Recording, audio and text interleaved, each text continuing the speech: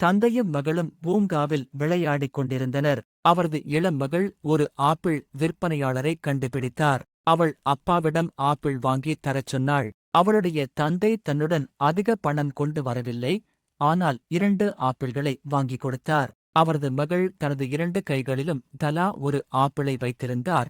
அப்போது தந்தை அவளுடன் ஒரு ஆப்பிளை பகிர்ந்து கொள்ளலாமா என்று கேட்டார். இதைக் கேட்ட அவரது மகள் 2 ஆப்பிளையும் விரைவாக கடித்துக் கொண்டே ஓடினாள். தந்தை ஆச்சரியப்பட்டார். தன் மகளை வளர்த்ததில் என்ன தவறு செய்துவிட்டாளோ அவள் இப்படி பேராசையுடன் நடந்து கொண்டாள். அவன் மனம் சிந்தனையில் மூழ்கியது. அவர்தான் அதிகம் யோசிக்கிறார். பிறகு பகிர்ந்து கொள்வது மற்றும் கொடுப்பது பற்றி அவரது மகளுக்கு தெரியவில்லையோ என்று வருந்தினார். பின்னர் அவரது மகள் ஒரு ஆப்பிளுடன் தந்தையிடம் வந்தாள். இதையே எடுத்துக் கொள்ளுங்கள், இது மிகவும் இனிமையானது என்றார். அவள் தந்தை பேசாமல் இருந்தார். மிக விரைவாக ஒரு